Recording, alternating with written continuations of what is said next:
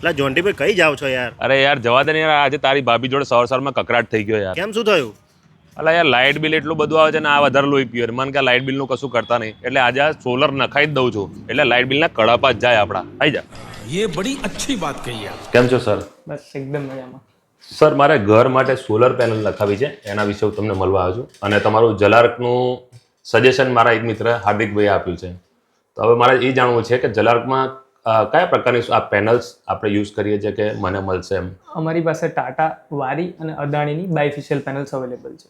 Okay, હવે બીજું મારે પૂછવું તો કે મારા ઘરનું બિલ 6-6.5 હજાર લમસમ આવે છે, તો કેટલા કિલો હું નખાઈ શકું?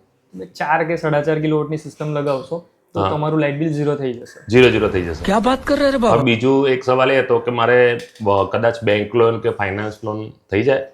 થઈ જશે. આપણી પાસે બેંક લોન અને ફાઇનાન્સ બંને ઓપ્શન અવેલેબલ છે. ઓકે. वाओ. અરે બટ સર સબસિડી વિશે તો પૂછવાનું રહી ગયું.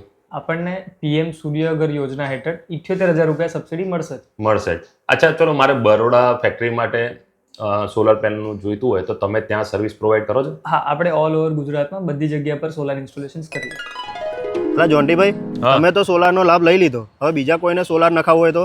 હા મિત્રો, જો તમારે પણ સોલર નખાવવું હોય તો એડ્રેસ અને મોબાઈલ નંબર મેં સ્ક્રીન પર આપેલા છે. અને હા, મારી તો ફાઇનાન્સ પર થઈ ગયું. જો તમારે પણ ફાઇનાન્સ પર લેવું હોય તો પણ અહીંયા જલાર્કમાં થઈ જશે.